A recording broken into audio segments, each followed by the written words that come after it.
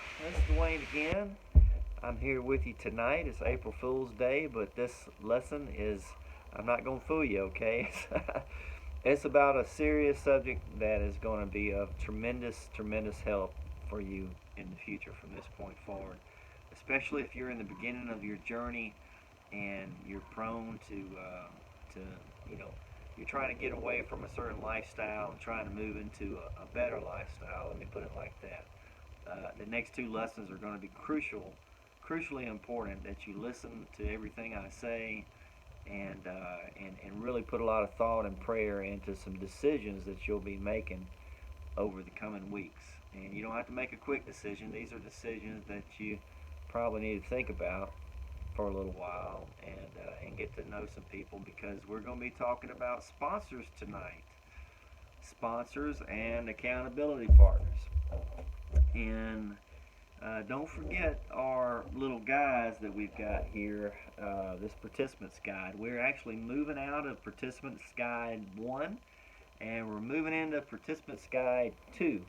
Okay, so it's probably going to be easier for you to find, all four participants guides, whether you attend a Celebrate Recovery meeting or I know a lot of those things have been canceled because of all this COVID crisis and everything. So you can find these online. You can probably order them on eBay. Try to get the most current one if you can. There's some important worksheets that you'll be doing.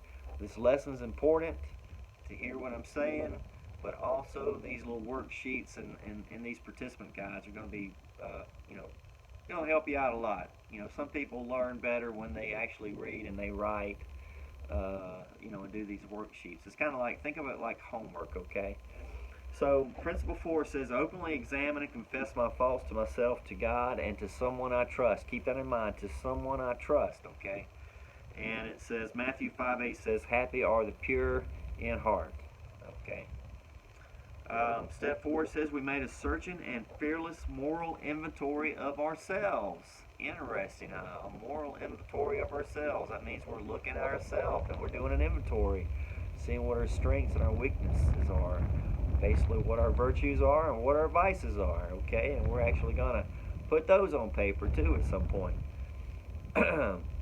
Anyway, last week we actually was taking action in our spiritual life. This week we're going to start, not only we're going to continue taking action in our spiritual life because we've made some crucial decisions that's going to affect us the rest of our life, but we're also going to start taking a look at some physical actions, some more decisions. That's that word, decisions, okay? Decisions, because remember what we said before, if you don't make a decision, you've already made a decision not to do something. Just like if you got to go to the grocery store, if you don't go out there and crank the car up and go, then you're not going to make it, okay?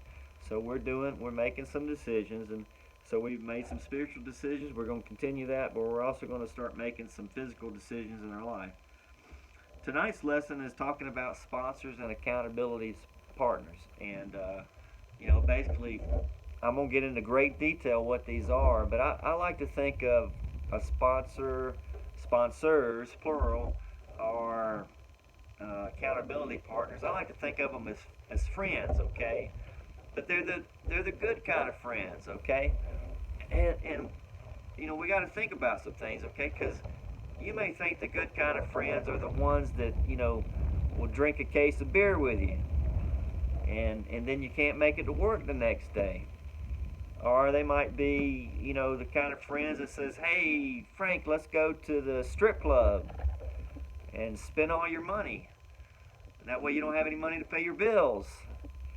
Okay, that's not the friends I'm talking about. That's the friends you're probably going to have to kind of get away from for a little while. You don't need, if you got a little gambling addiction, you don't need Jane Doe coming to your house and picking you up and saying, hey, let's go over to Philadelphia, or let's go to some of these other places and and have some fun. Maybe we'll win something. And most of the time, you don't really win anything.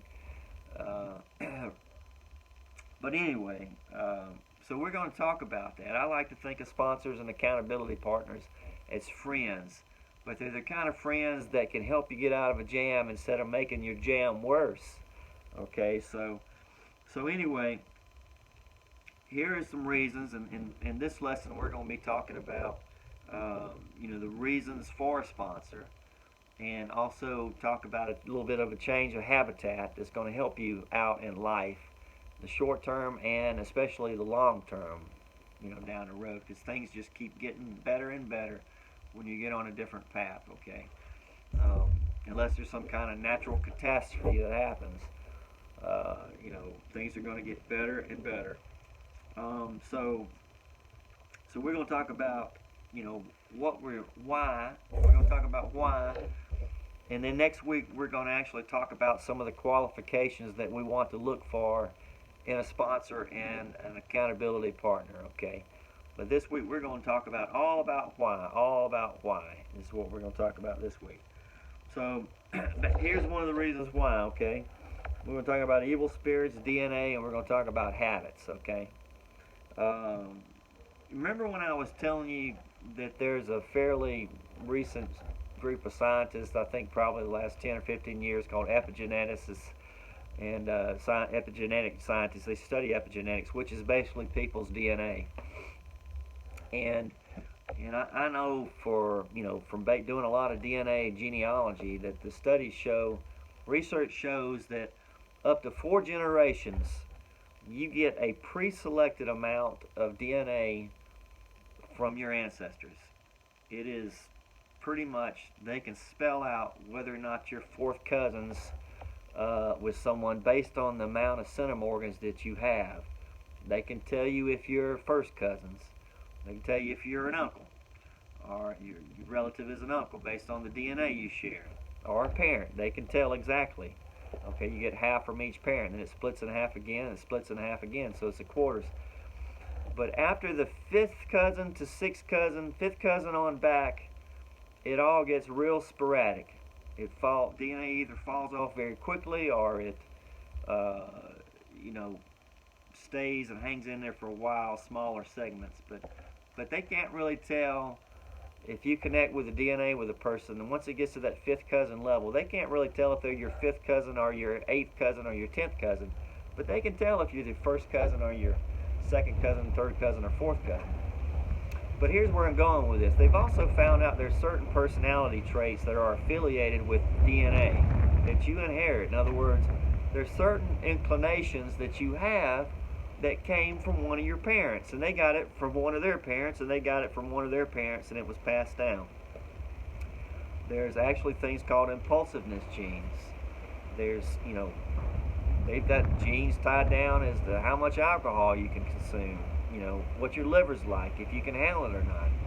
They got DNA that basically says, you might be more promiscuous, with the ladies or the men, depending on your sex, so to speak. Novelty seeking, there's novelty seeking genes, people seeking out new experiences. There's genes that control dopamine, serotonin uptake in your brain. Some people require more stimulating and novel experiences to get the proper amount of dopamine, which brings them joy, that keeps them happy. And so there's certainly people that have some inclinations a certain way. Where I'm going with this, the good news is they have also determined that some of these genes can be flipped on and they can be flipped off. If you're in an environment that pushes a certain gene, you're pretty much going to just fall right over into that. But if you can change your environment, those genes can be turned off, okay? So I just wanted you to know that there's hope if you're one of those that's struggling in some of these areas. There's even anger genes, intelligence genes, there's empathy genes, there's all kinds of things they've got going on.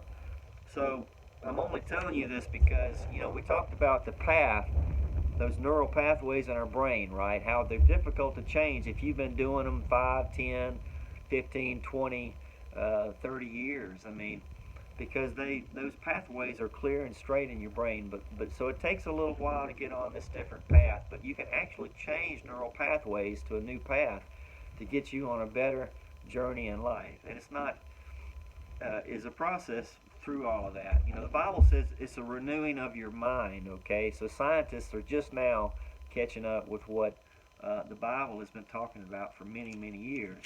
And the Bible even talked about up to your fourth cousin, fourth generation. He talked about, what does it say repeatedly over and over in the Bible? It says, you know, you basically, you pay for the sins of your father's father's father, you know, so to speak. So that kind of is where that's coming from. So anyway, you know, Matthew 12:43 says, 43 through 45 says, when an impure spirit comes out of a person, it goes through arid places seeking rest and does not find it. Then it says, I will return to the house I left. And when it arrives, it finds the house unoccupied, swept clean and put in order. Then it goes and takes 7 other spirits, more wicked than itself, and they go in and live there. And the final condition of that person is worse than the first. And that is how it be with this wicked generation. What he's saying is, and I didn't really understand this verse for many, many, many years, and it's became crystal clear to me just in the last 5 or 6 years and so. I always thought, man, that sounds depressed. Why even try? If you get rid and you clean your spirit and you kick all those habits out, why do we even try if they're just going to come back and find the house empty, or find that void in us? And I'm going to start, instead of saying house empty, I'm going to start calling it a void, okay? There's an empty place because we just removed something. And so there's a void inside of us, right? And so we have to replace it with something better. It's sort of like, I always say this, if you have a bad habit, change your bad habit, trade it out for a good habit, you know. Because what happens is, habits take time. You get rid of the habit and you've got this extra time on your hands, and you still got those neural pathways in your brain, and so it's just easy to, you know, get back on that same path. So you have to kind of swap it with something else that's more positive and productive. You know, it may be family, swapping out for family time. It may be some particular thing that you do with your family that brings joy in you, that actually down the road is going to be much better than whatever it was you were doing before, as far as bringing you joy and getting the proper amount of chemicals in your brain circulating. So anyway, that's what that's all about. And I'm going to tell you about this. There's a guy, a famous study that was done in the 70s by a guy by the name of Dr. Bruce Alexander. They called it the Rat Park study. And, you know, the reason I'm telling you about this is because they have seen that some of the social conditions of mice and rats are similar to humans, and that's why they use rats, have used rats and mice so much over the years. But listen to this. This is going to strike home for some of you, okay? It goes back to the dopamine. Rats are social critters, so are people, okay? I don't care, even if you're an introvert, you know, you're a social critter, but extroverts especially social. So pay attention to this. Who you're with, what you're doing is critical to your life. So this guy, this doctor, did this study, and he took 2 control groups, mice in each control group, or rats in each control group. One control group of rats, he kind of isolated them, put them in a small confined place with nothing to do. He put 2 bottles of water in there. One of those bottles of water, he laced it with cocaine. The second group of rats, what he did was he gave them a lot of space. He gave them some exercise equipment and some kind of like some playgrounds to get around and enjoy each other, and to just go out and they could play with each other and have a good time, and they could eat and all this stuff. He gave those rats the same 2 bottles of water. One of them was just plain water, and one of them was laced with cocaine. And then he studied, he documented what happened.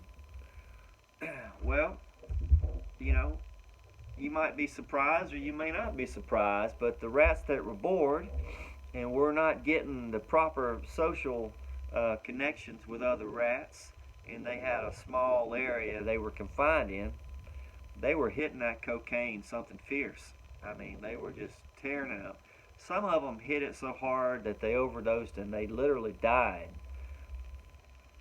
Well, guess what? You think rats don't think, right? Well, the rats that had a little bit better environment that they were in, they were given the same two options, whether or not they wanted to get the water with the cocaine or not. Well, guess what happened? Hardly ever did they touch the water with the cocaine in it. They were strictly going by the water. And where they got that dopamine in their mind, in their body, was through social interactions and having the proper environment. Environment makes a tremendous difference in your life. And if you're in an environment that's causing you to do certain things for stimulation that's probably not the healthiest things in the world to do, then you're going to have to figure out a way to change your environment. And those rats that were getting the plain water were just as happy, if not more happy, than the ones that were getting stoned all the time, that were bored to death in whatever they were doing. Okay, so I wanted you to see that, because environment makes a difference. And this again keeps coming back to sponsor and accountability partner, because what you got to do when you, like that verse where you clean your house, you got that void in there, you have to fill that void with something else, or else you're going to be filling it with things that are not healthy for you. Back to the genetics. I inherited a gene that says if I ever took cocaine, I would be incredibly addicted to it. Thank God I never did, right? It has all to do with the dopamine, okay? I also inherited the novelty gene. So I'd sometimes, want to see the sunset, sunrises, and see different areas and places and people and so forth. And so that helps me counter that. So if I don't get enough of that, if I were to take cocaine, I would be in trouble, right? Okay, but if I were to get in the proper social setting, even with an addiction, it's better not to get the addiction, okay? Because that does do the neural pathways. It's easy to hit that coke if you've got neural pathways, because you've been doing it for years. But if you don't ever start it, that's even better. You just got to get your environment. So you got to get your environment right. But even if you're in addiction, you get your environment right, it's going to make it easier for you to get off the coke or whatever it is that you're on, okay? You just got to get the environment right. So anyway, so we got to keep ourselves busy. And that social network has to give us the proper amounts of dopamine and the serotonin and all those feel-good chemicals in our brain, because we're going to seek those things out one way or the other. We're going to seek them out.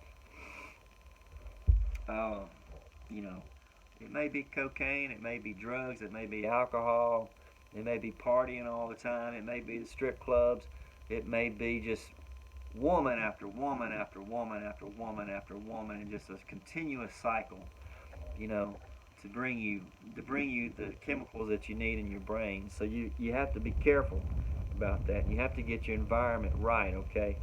So anyway, we're going to start talking a little bit about this sponsor process.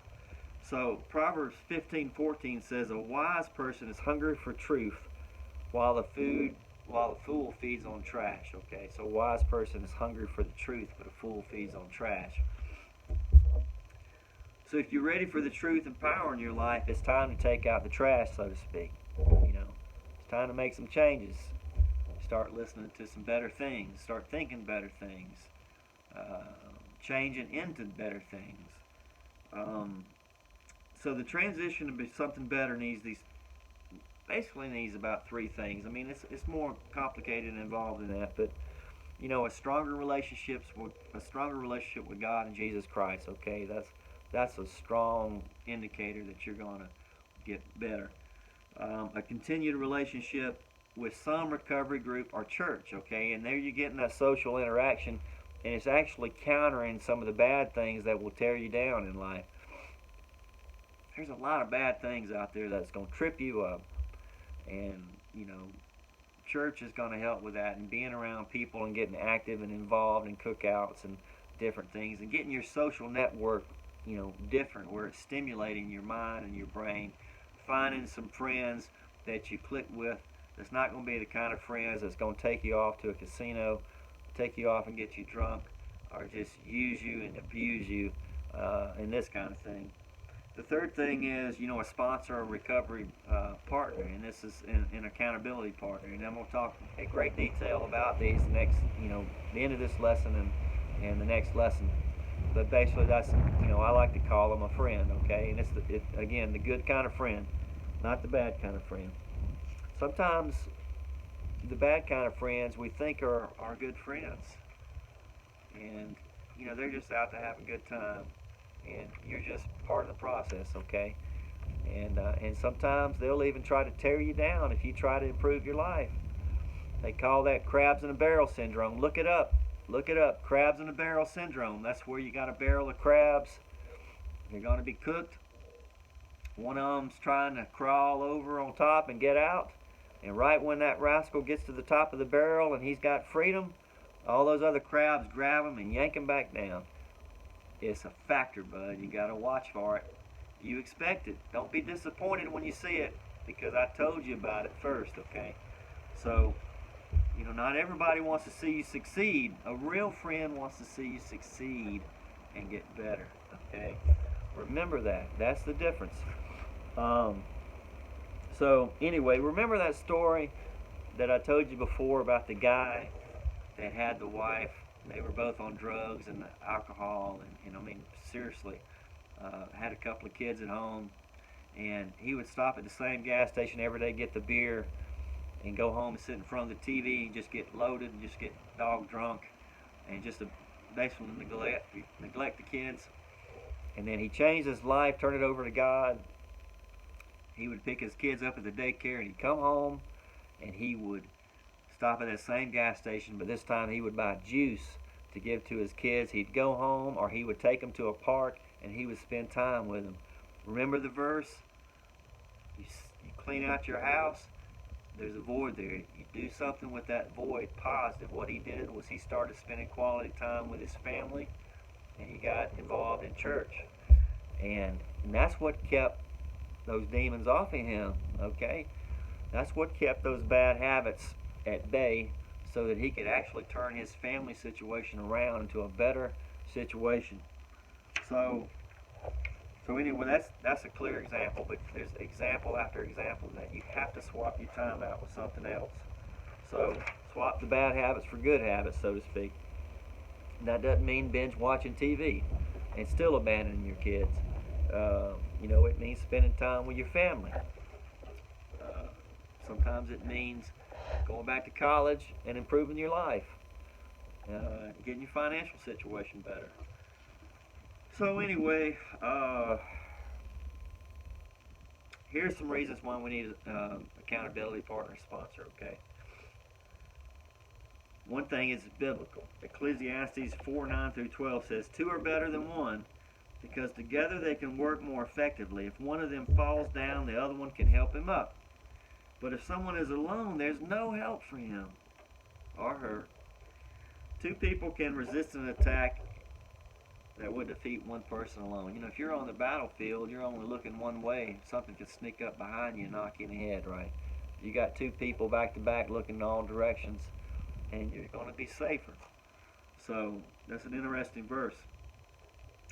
Number two, having a sponsor or accountability partner is a key part of your recovery. So, and there's four important areas that are almost crucial to success. One is to maintain an honest view of reality where you're at, okay? You got to pay attention. A new friend comes into your life. You hadn't had a drop to drink in 2 months, but you normally have a case of beer every night, and a new friend comes in your life, and they're alcoholic and they're not recovered, and you start hanging out, then naturally you're going to fall back into that way, okay, into the old ways. So you have to pay attention. You have to look at things that way. You can't be ignorant. You have to be aware. Second key part of having an accountability partner is to help you find and keep a regular attendance for your program. So if there is a Celebrate Recovery program, even if it's this class, make sure you make every one, okay? Because it's a process. It's like going to college in a sense. It's a process. And many people continue to go and listen to the classes for years to come because they're in different places and different phases in their life, you know. Some people make it through the year and they're done with it, and their life is improved. Some people it takes a little longer than that. So an accountability partner helps keep you accountable to go to class. Um, you may have to be your own accountability partner and your own sponsor for a while. So anyway, the third is to keep that partnership with Jesus Christ through prayer, reflection, meditation, and the study of His Word. And your sponsor can help pray with you as well. That's another important reason for a sponsor. You know, you can pray for yourself, and you can have a sponsor praying for you. And the power of prayer is a big deal. Uh, so the fourth key element is going back to swapping out time for time. Back to that verse about cleaning your house. And those demons went out there and they're flying over the desert and arid places. And they say, what am I out here for? I'm going to go back and check in with my buddy. So they go home and you haven't filled that void in your heart yet with your extra time, all this extra time you've got. So they say, he's bored to death and we're going to just go right on back there and we're going to just have a party. And that's what they do. So you have to swap out. You have to swap out time for time, okay? So anyway, having a sponsor and accountability partner is the best guard against relapse. Again, 2's better than 1. 4 is even better than 2, okay? If you've got the right people that are your sponsors, you can have a whole team of sponsors to help you. And they need to be good people, just a little bit ahead of you in the game, and definitely not someone that's going to invite you to the casino or some of these other places that you know you shouldn't go. Having someone that's empathetic to your situation, that has arisen above it and risen above a similar situation to what you're in, and they have figured out how to defeat that situation. Having someone like that in your life is a big deal. It's important to have someone to look up to kind of be a mentor, so to speak, but also someone to be a friend, you know, and help you through the process. Ecclesiastes 7:5 says, it's better to be criticized by a wise man to be praised by a fool. Well, you know, a sponsor or accountability partner, they're not going to always tell you what you want to hear. And if you have a relapse and you're in denial and crazy denial, and they say something about it, you might just lose your mind for a second on them and just get ugly with them and think you hate their guts. But what you hate is really hate is what happened is that you fell back and you relapsed, and it's embarrassing. But if that friend, if they're strong enough, they're going to stay on you, and they're going to walk you through that process. And even though you might backlash them or whatever, they're going to stay with you, and you need to stay with them, because you don't need someone to say, oh, okay, go do what you want to do. I'm not studying you. I'm not bothering you. I'm not going to say anything to you again about it. That's not the kind of sponsor or accountability partner you want. You want someone that's going to say, buddy, you know, love you. You know, you hired me to do this to help you. I've gotten to know you, and I don't want you going back where you were 5 years ago because you were in the gutter, or you were in jail, or you were overdosed, or you were not paying your bills and losing your house, and you lost your family, or whatever it was, you know, all these different things. You want someone that's going to hold your feet to the fire, so to speak. You don't want some weak person that's just going to say, heck with you. And so you got to recognize that you might get ugly with your sponsor, and that's not their fault. They're just trying to get you back right because they care about you. Okay. So anyway, what is a sponsor and an accountability partner? Okay.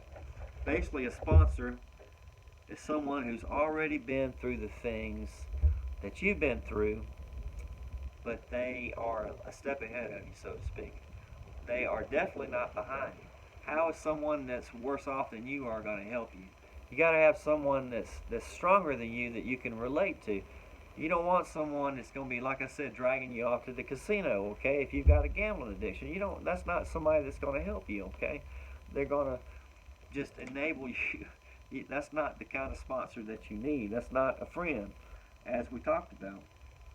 Um, you need to ask yourself, you need to find out if there's a Celebrate Recovery anywhere in the city where you live. Okay, and if there's not, you keep coming back here to me. I'm grateful to have you, and I'll be here till the end, Lord willing, and the creek don't rise.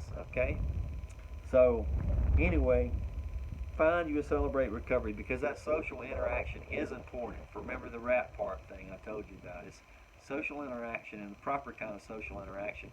I'm not talking about just going to church and sitting on the pew, walk in and walk out at the end. I'm talking about actually getting into some Sunday school stuff, some cookouts, going to some of the functions and things, and getting to know people. Okay, that's what I'm talking about.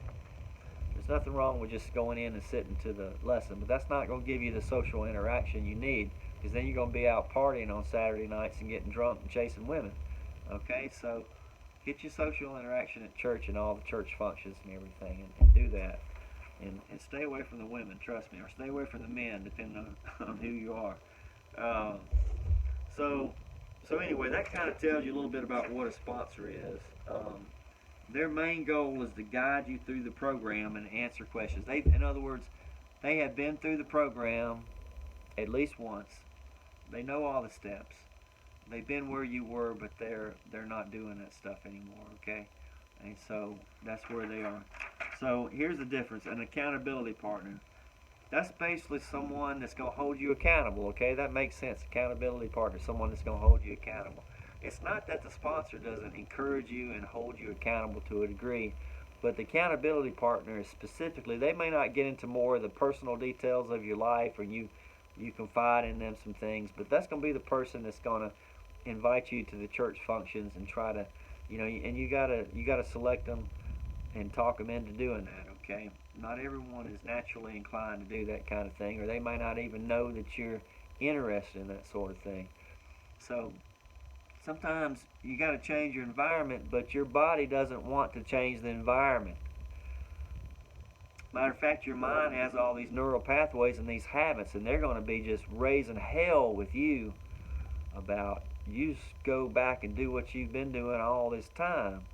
And you need somebody, you need a sponsor, you need accountability partners to hold you accountable, because your own mind subconsciously is going to be trying to keep you where you're at, and you want to go so far past that. Okay, you don't want to stay where you're at, and you'll be surprised how some of these internal urges can keep you, get you back where you don't need to be. Okay, so you need all the people in your life you can get that's going to help promote you, that's going to encourage you, that's going to love on you, and that's going to bring you back to the safety net and the social environment that's going to improve your life and not destroy your life.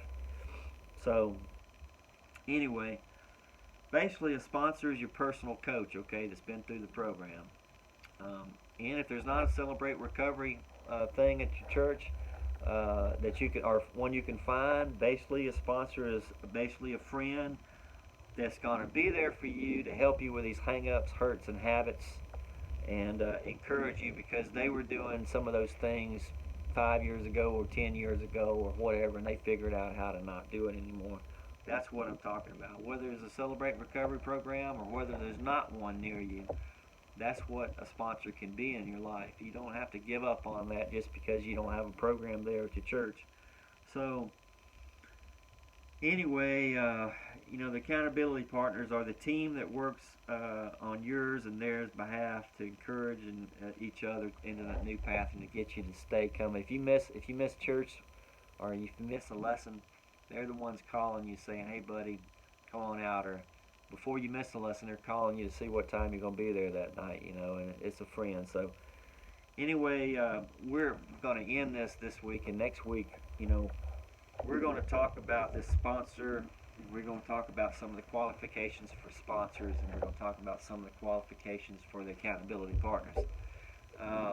Usually the accountability partner, it can be just one person, okay?